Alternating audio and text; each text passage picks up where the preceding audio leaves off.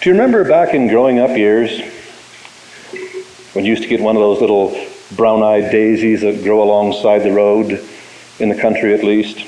And maybe you did what I used to do, and sometimes at least, get the daisy and you pluck the petals off one at a time. She loves me not, she loves me. We used to do it with dandelions too. How many people used to do that? Just about everybody. I won't go into telling you who I was talking about when I said she loves me and she loves me not, but we've all done it, haven't we? She loves me not. One of the great things about growing up is the loves that we have. Do you remember the first time you were in love? Some of you, that's going back a long way, I realize. But some of you, not so far back at all. But think about it for a moment. Do you remember the first time that you were in love? When you really felt that you honestly cared about somebody beyond yourself, outside of the family, that is, and that you dared to believe that somebody outside the family really cared about you too. Can you get in touch with that? And if you can, hold on to it for a few moments, will you? Hold on to it for a few moments. And just kick it around in your reveries. I bet you the person you're thinking about, for those of you who are married, is not the person you're now married to, is it? So maybe you better let it go.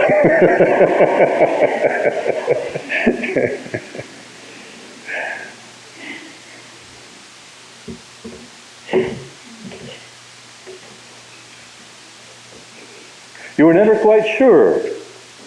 And one of the reasons we played those little games of flicking off the petals, she loves me not, because you were never quite sure whether the other person really did love you. You thought maybe they did. In fact, you probably weren't even quite sure whether you loved that other person. It was nice and all kinds of warm and glowy feelings inside, but, you don't need me to tell you, do you?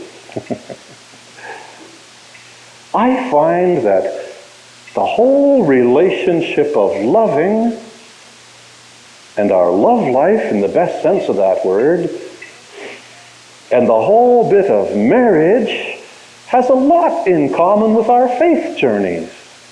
At least it does for mine, and I suspect it does for yours too. And every last one of us has a different faith journey. But I'm sure that every last one of us, at some point or another, went through that period of time where we weren't quite sure that a faith journey was what we wanted at all. We weren't sure whether God loved us or loved us not, or whether we loved God or not. I'm sure that everybody joining the church this morning has gone through that experience of some kind or another. Maybe you're still going through it.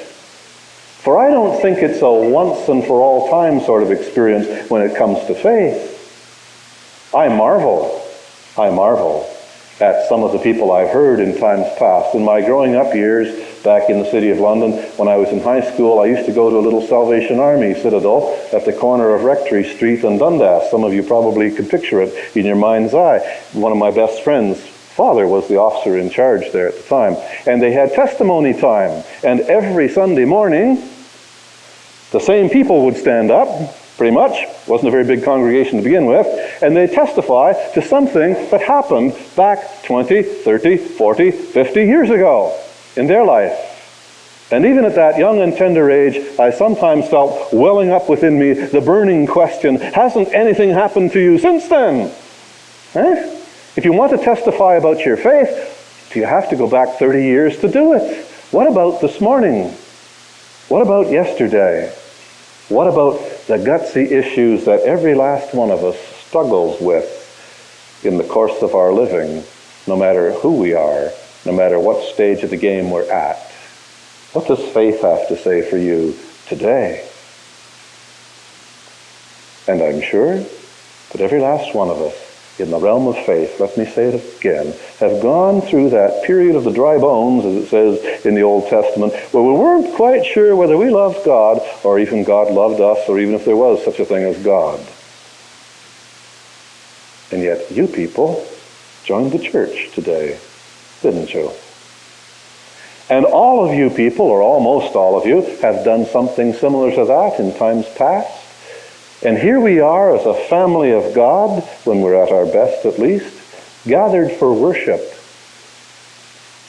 Worship, that strange thing that talks about worthship, where we ascribe worth, and how we find meaning, and how we find purpose for our living.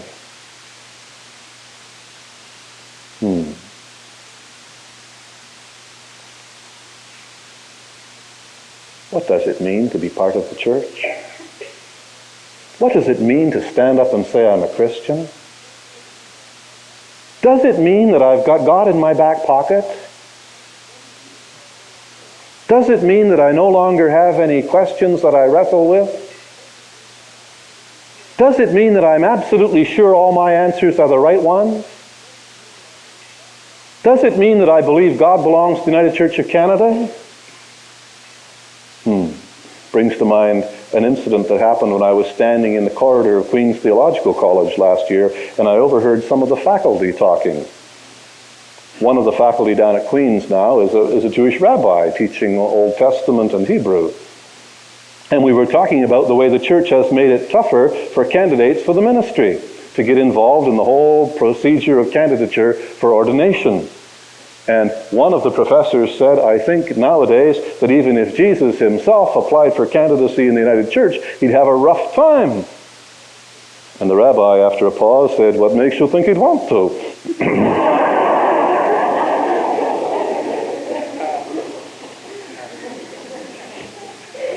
Good question.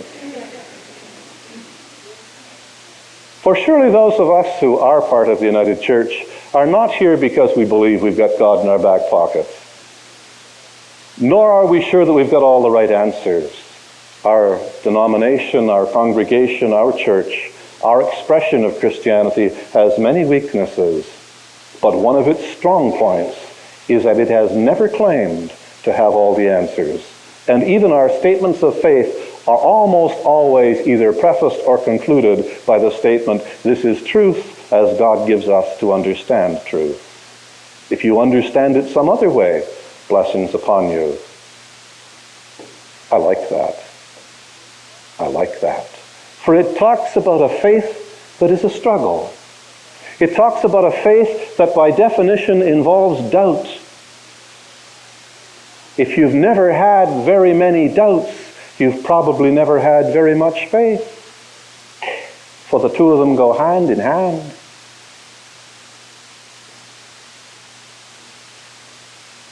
And yet, let me go back to where I started and talk a little about our understanding of love and how we relate to people who love us, and the understanding of marriage and how we find someone who helps us to fulfill our living.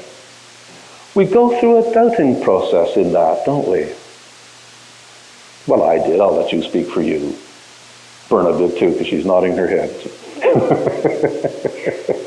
But Berna, you and I are just being honest. The rest of them could nod their heads too. You go through a doubting process. So when somebody says, I love you, I remember what my first reaction was. When my wife, she's not here this morning, she's out at Lakefield with the rest of the gang, so I can talk about her. But when my wife told me that she loved me, I didn't believe her at first. I said to myself, why should she? Here's a girl who's got everything going for her. She's got far more than I have. Why should she care about me? And I really didn't believe that she loved me at first. You know? She had to convince me that she loved me. Now I've learned something. You can kill love. You can kill love by doubting it. If somebody says to you, I love you, and you fire back at them, no you don't. And the person says, yes I do, and you fire back at them again and say, no you don't. You don't love me. You couldn't possibly love me. You don't. I don't believe you. I won't believe you. You don't love me, and that's all there is to it. And if you keep hammering at them like that long enough, you'll kill the love that was there to begin with. For love to be totally realized in your life, it has to be believed. The old saw, I got to see it to believe it, is a good one. But it's also true that sometimes you got to believe it in order to see it. And that brings us into the realm of faith, doesn't it? Brings us into the realm of faith. I cannot prove to you, beyond shadow of a doubt, anything that I devoutly believe. And I don't think anybody else on the face of the earth can either. The church, with all its theological statements, creeds, dogmas, and wise and 50-cent sounding words, can't prove to you the essential articles of faith as Christians. Now, I'm not saying that we should put a premium on ignorance, and I'm not saying that we should downgrade our God-given intelligence. I think one of the sins we commit too often when we come to church is we leave our brains parked out in the parking lot with our cars.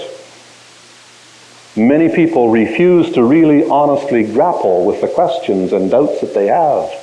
I'm saying it's okay to have doubts, but learn to grapple with them. Learn to wrestle with them. And if you're going to doubt your faith, be big enough also to doubt your doubts. And then to realize that your doubts are not just yours. For you not only have joined a community of faith, you've joined a community of doubters. That first hymn we sang this morning, did you see who wrote it? I think his name was Venatus Fortunatus, and he died in the year 609.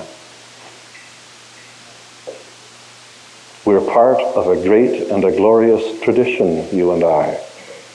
We're part of that communion of saints. We're part of that ongoing family of God, not simply in Canada but in Scotland, not simply in Scotland but around the world, not simply around the world but in countless centuries before us and hopefully in countless centuries to come. And none of those people claimed to have all the answers, but they said, I dare to believe that love is real. I dare to believe that I can experience love in my life. I dare to believe that the guys who wrote the New Testament and wanted to define what God is like did it in very simple and powerful language when they used 3 words to define God. They said, God is love. And that anywhere I experience God, I should be experiencing love. And anywhere I experience love in its reality, I experience God. Somebody last week said, Wells, how come we don't hear you talking much about hell? How come we don't hear much about hellfire from the pulpit of Northminster? And I said, well, I don't believe in hellfire as such, but I believe very much in the concept of hell. What's hell? Hell is the absence of love, here or hereafter. That's hell. Hell is the absence of love, the total lack of love. And anybody who has a total lack of love in their life is already in hell. And we Christians, we're called to take the love of God that we have experienced and bring it into reality in our relationships with each other. We don't always agree, do we, Doug? We shouldn't be expected to always agree. We don't wear the same color clothing. A whole kaleidoscope of ties out there this morning. Right? Out in the parking lot, a whole kaleidoscope of makes of cars of different sizes, shapes, and descriptions and vintages. The homes you walk into, as I walk into your homes across the community, vastly different. And that doesn't matter. What does matter is that I should be able to walk into your different homes and catch the atmosphere of love for those of us who dare to call ourselves Christians. And the stranger coming into this place, if they come from another congregation, shouldn't say, what are they doing at Northminster? Is it just exactly the way we do it at home? Because it isn't going to be. But the valid question for any stranger coming into this place for the first time is to say, do I catch an atmosphere of love in this place? Do I catch an atmosphere of caring? Is this a family of God, or is this just a bunch of individuals who gather for spiritual masturbation on Sunday morning? The gospel message is that you are loved. The gospel challenge is that you can love. And the powerful thing given to you is that you don't have to do it on your own. In fact, you can't do it on your own. What you must do is take the love offered to you and become a channel through which that love can flow. First of all, in those homes where you live, because that's where it starts, but that's not where it ends. In the community where you live, with the people you will meet this day, the people you work, the people you play, the people on the street.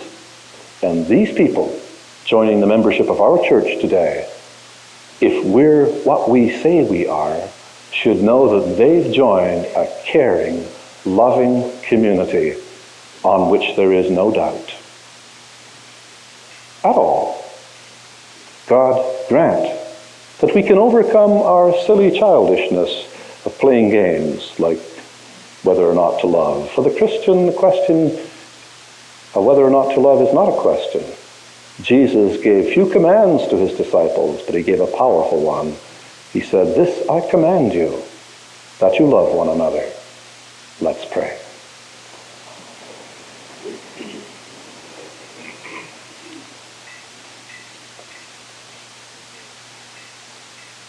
But Lord, even you must realize that it's dangerous to love. In the process of loving, we get laughed at. In the process of loving, we get hurt. We're so afraid of getting hurt. And yet, Lord, when we think upon the season of Easter, which we are in, when we think of your great love for us that would go all the way to Calvary, we're not sure we can follow you that far, Lord. But we know you've set us a great example, and we ask you to be with us. Set us free that we can love you and each other, and so be your disciples. Amen.